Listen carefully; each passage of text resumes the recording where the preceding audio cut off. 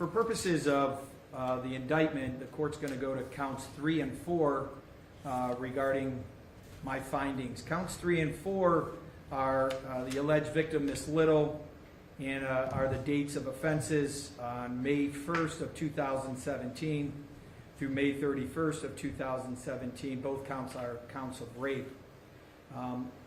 After carefully deliberating and looking at all the evidence, one of the things I would state, and I know Miss Little was listening to me, I do believe Miss Little, and I do find her to be credible.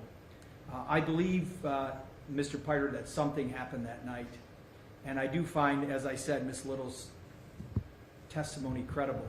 But the evidence is evidence presented beyond a reasonable doubt.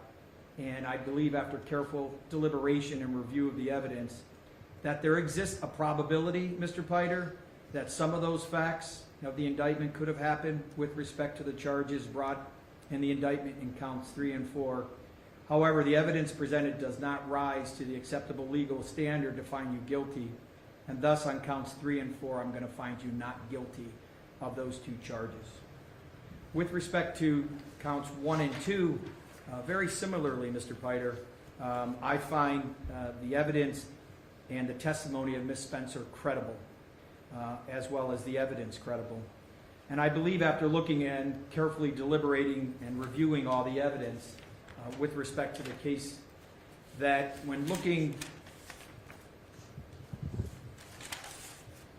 at count one is rape, I'm going to note for the record that after my deliberations and the evidence presented by the state of Ohio, I do believe that it rises to an acceptable legal standard of guilty beyond a reasonable doubt as to count 1, except as a lesser included offense in count 1 of the indictment. Again, I find Ms. Spencer to be credible and the evidence credible, but not to the indicted charge of rape, but rather to a lesser included finding by this court of gross sexual imposition of the victim's pubic region, as defined in Revised Code Section 2907.05A1. The court does not find beyond a reasonable doubt, Mr. Piter, that there was digital penetration of the victim. But beyond a reasonable doubt, I do find Mr. Piter had sexual contact with another by purposely compelling Ms. Spencer to submit by force to the sexual conduct with her pubic region.